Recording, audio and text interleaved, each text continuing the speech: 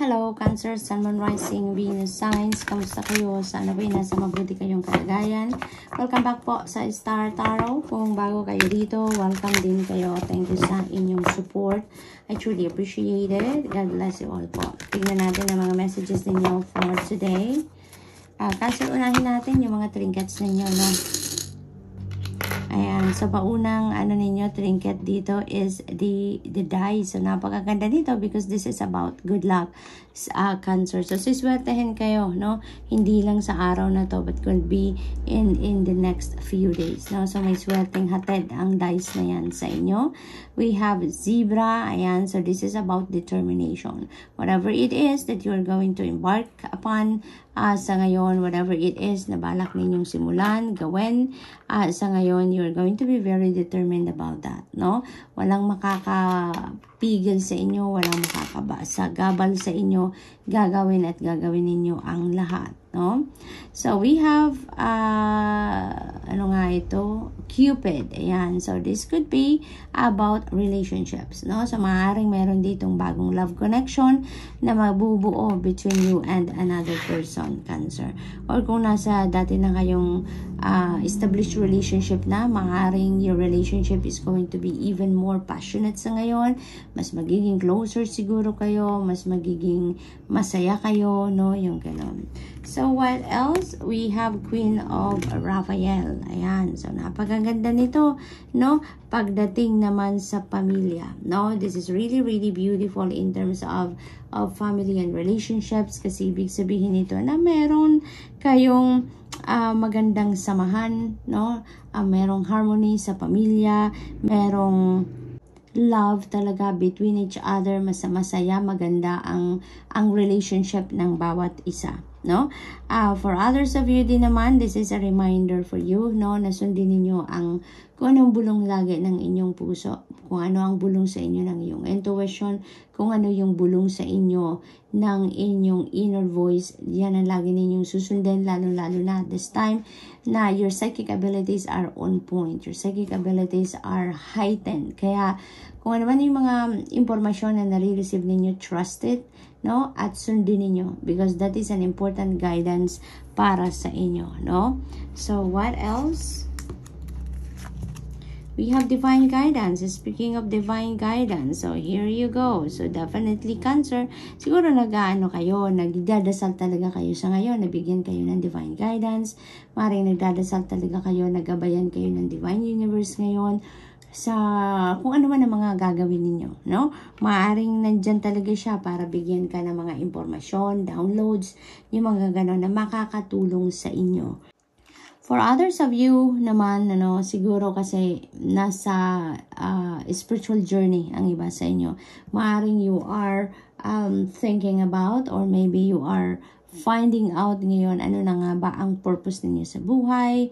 Maaring may mga naisip na kayo ngayon na why are you here? Bakit kayo nandito? Ano ang purpose ninyo? Ano yung mission ninyo sa buhay na kailangan ninyong gawin? And maybe you are seeking for guidance from like mga spiritual teachers, mga spiritual guide, counselors, mga ganon, no? So, maaaring naghahanap kayo ng mga taong makakapaggabay sa inyo, makakatulong sa inyo, no? Mas maintindihan ninyo ang inyong pinagdadaan ng spiritual journey, no? So, what else? We have 10 of Michael. Napakaganda nito. This is ending and beginning. So, meron na ditong mag-i-end na sitwasyon sa buhay. You may have a situation dito sa buhay ninyo wherein kayo dito ay nakapagdulot ito ng sama ng loob sa inyo, sakit ng kalooban, frustration, pain, mga ganon, in the past. And maybe, binitbit ninyo yan ng kaitagal. Binitbit ninyo yan ng kaitagal. Pero ngayon, you're going to decide to put an end to that, no? Parang sasabihin ninyo sa sarili ninyo na tama na, hanggang dito na lang to, no? And I'm going to move on with my life. I am ready to move forward with my life. Yung ganon, So, most likely, yung parang iiwanan nyo na ang bagay na to, na kung ano man yung sakit na dinulot na to sa inyo, parang bibit-bitin nyo na lang yon as an inspiration for as you navigate your next chapter ng buhay ninyo, no? So, you are ready to embrace a newness, you're ready to embrace a new situation dito, a new experience sa buhay ninyo, kung saan mas gusto nyo na tumahak ng daan patungo sa ikakasaya ninyo. This is you moving towards happiness and joy. No, you're ready to embrace new opportunities and you are ready to leave your past behind you. No, yung parang talagang totally hindi nyo na to babalikan. There's no looking back, only moving forward. No, so good luck, Cancer, and that's all I have for you for today. Thank you for watching. Love and light. Namaste. Hello, Scorpio, Sun, Moon, Rising, and Venus signs. Kamusta kayo? Sana ba'y nasa mabuti kayong kalagayan? Welcome back po sa Star Tarot. Kung bago kayo dito, welcome din kayo. Thank you sa inyong support. It's really appreciated. God bless you all po. Tingnan natin ang mga mensahe ninyo for today. Scorpio, unahin natin yung trinkets ninyo. So we have Hamsahan. Unahin natin si Hamsahan. So this is about dispelling negative energies, no? So napakaganda nito because you are doing anything and everything, to protect against negative energies, no? To protect yourself against negativity. So napakaganda nito. Maaring meron kayo nito sa bahay, maaring meron kayong charm na ganito na bitbit ninyo lagi, ginagawa ninyong protective charm. So maaring ganon, no? We have Zebra, and si Zebra naman, this is about determination, no? So you're going to be very determined about anything na gusto ninyong gawin sa ngayon, no? Maaaring may mga plans kayo that ready nang i-roll out sa ngayon, and you are going to be very determined na gawin ang lahat at pagtagumpayan, no? Kung ano man yung binabalak ninyo. So we have a steering wheel ng ship. So this is you navigating a direction dito na maaring bago para sa inyo. Maaring meron dito mga bagong career path na tatahakin ng iba. Maaring merong different direction dito na tatahakin ng iba, Maaring decision making yan. Maaring nakapag-decision na kayo, but now maybe you're having a cold feet and you're going to change direction, no? Sa kung ano man ang mga decision na ginawa ninyo. Maaring ganun din ang ganap dito for some of you. So, you're going to be very determined. You're going to persevere dito sa kung ano ang man ang gagawin ninyo. Kaya good luck sa inyo, Scorpio. Dahil most likely, pagtatagumpayan ninyo yan. Diba? So, we have 3 of Michael. Ayan. So, you are releasing the past, which is really beautiful, Scorpio. Dahil, kumbaga, wala na kayong bagahe. Mawawala na kayo ng bagahe sa dibdib ninyo. Mawawala na kayo ng bit-bit sa inyong balikat dito. And you are ready to move on with your life. You're ready to move forward with your life dito. At you are going to release anything sa puso ninyo na parte pa ng inyong nakaraan na maaaring nakapag-influensya pa sa inyo ay in the past, but you are going to let them go na sa ngayon, no? So, time heals all wounds, and maaaring nandito na kayo sa punto na nag-heal na kayo. Maaaring you are, kumbaga, completely healed na, kaya you are ready to leave your past behind you at handa na kayo ng magbagong buhay. Handa na kayong mag-move on. So, what else? We have 7 of Michael. Ayan. So, sinasabi naman nito na there is a better course of action available to you. Kaya, pakinggan ninyo kung ano yung bulong ng iyong intuition. Because definitely, meron kayong mga downloads dito na nare-receive and you are being guided. You are being asked dito, to walk towards that path, no? Yun ang ganap dito for some of you. Kaya, kailangan ninyong pag-aralan, kailangan ninyong tignan mabuti, kung ano yung mga opportunities na dumadating sa inyo, kung ano yung mga opportunities na lumalapit sa inyo dito, no? Kasi meron ditong mas magandang, kasi siguro may napag-desisyon na kayo dito, no? Maaring you made up your mind na, pero sa ngayon, parang sinasabi sa inyo dito na merong mas maganda pang diskarte diyan sa dati na ninyong naisip, sa dati na ninyong idea, no? There is something better, better than that, no? Parang yun ang sinasabi sa inyo dito. Kaya, balikan ninyo kung ano man ang napagdesisyonan ninyo, balikan ninyo yan because maybe there are other things, no, na baka may mga na-neglect kayo doon ng mga bagay na titignan and maybe you need to reconsider, no, other things na nandun, na napag-iwanan nyo na, no? So, what else? We have strength, and you may need your inner strength dito talaga para totally maiwanan nyo na kung ano ang inyong mga nakaraan. Because truly, Scorpio, mahirap talaga mag-let go, hindi ba? Mahirap talaga mag-release. So, you may need your inner strength and courage for you to be able to do that, na completely iwanan nyo na kung ano man ang inyong mga nakaraan, no? So, maaaring ganon ang ganap.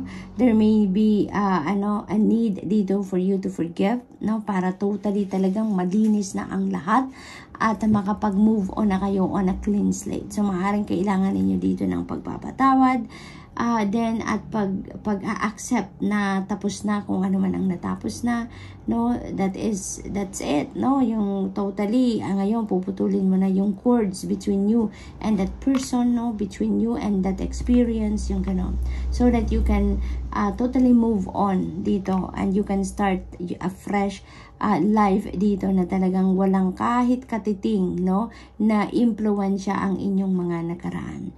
So, good luck, Scorpio, and that's all I have for you for today. Thank you for watching. Love and light. Namaste. Hello, Pisces, Sun, Moon, Rising, and Venus signs. Kamusta kayo? Sana po nasa mabuti kayong kalagayan. Welcome back po sa Star Tarot. Kung bago kayo dito, welcome din kayo. Thank you sa inyong support. I truly appreciate it. God bless you all po. Tingnan natin ang mga messages ninyo for today. Pisces, unahin natin yung mga trinkets po ninyo, ha?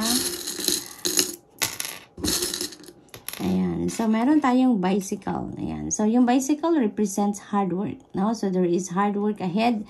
Maaring kasi, no, kakapasok lang ng bagong taon. Maaring pabalik pa lang kayo sa trabaho ninyo. So, maybe you're going to do more hard work sa ngayon dahil marami siguro kayong naiwan trabaho, no? Nung holidays. Maaring ganun ang sitwasyon dyan. We have owl. Ayan. So, maybe may mga pagbabago, no? This is some change and transformation. So, maaring may mga pagbabagong gagawin kayo ngayon as the new year starts, no? Happy New Year pala sa lahat. At maaring kayo ngayon, no? You're about to start fresh sa iba't ibang parte ng buhay ninyo. Maaring may mga changes kayong gagawin sa ngayon, no?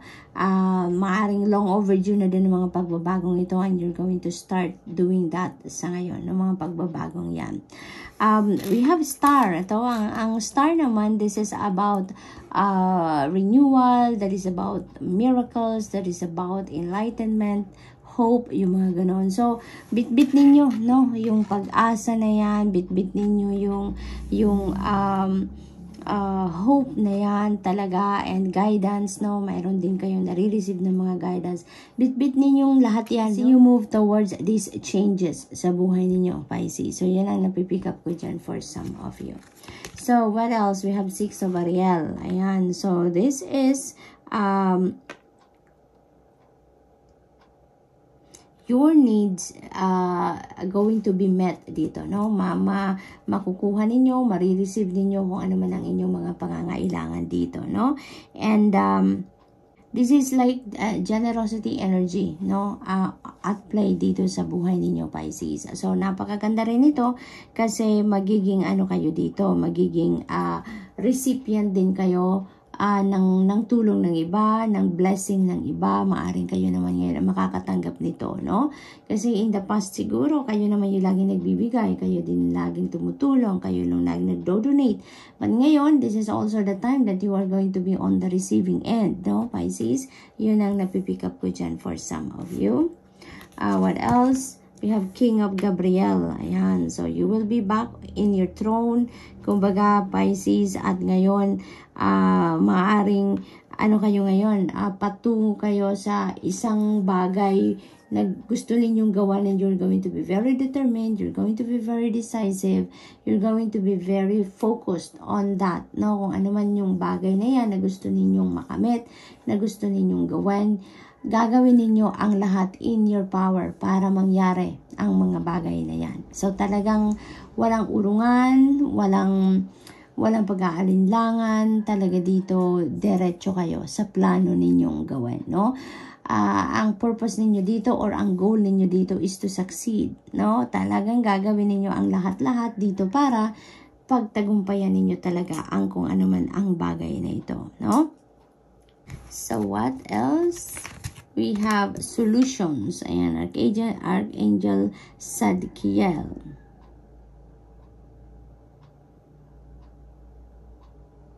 So, dito naman, iniimbitahan kayo dito ng spirit, you know, to do some kind of, practice more patience, no? Practice more patience, practice self-control din. Kasi maaaring ang iba sa inyo dito may mga sitwasyon wherein baka mairita kayo, baka magalit kayo, yung ganon. Kaya parang sinasabi sa inyo dito na matutunan ninyo, learn to control your emotions, learn to control yourself dito, because kung susundin natin kung ano yung strong emotion natin, lalo-lalo na kung yan ay towards galit or towards inis, yung ganon, it's not going to help your situation. It's not going to help you in any way. Kaya, practice more patience, no? Practice patience kasi kapag mas nagpapasensya tayo, mas nagiging maayos ang sitwasyon natin. Mas magiging kontrolado natin ang lahat dito, no? Matututo tayo dito na magpatawad, natututo tayo dito na maging mas malawak, kumbaga, ang ating pasensya, no? The more na nagpapasensya tayo, mas magaan ang iyong magiging sitwasyon, mas magaan ang iyong magiging ang iyong mga pagdadaanan. Kasi eventually huhupa din, ano? Lalo-lalo na kung nasa tensyonadong sitwasyon kayo, eventually huhupa din ang kung ano man ang tensyon, huhupa din ang kung ano man galit, yung mga ganon. So, practice more patience at this time, no? Learn to forgive, learn to accept, no, the things na nangyayari, because you know most of the things na nangyayari sa buhay natin, 'di ba, lalo na kung merong external factor na involved dyan, ay hindi naman natin kontrolado, hindi ba? It's beyond our control, kaya tayo na lang yung mag-adjust, no, para mas maging maayos din yung ano natin, yung kakalagyan natin, 'di ba? So good luck, Pisces, and that's all I have for you for today. Thank you for watching. Love and light. Namaste.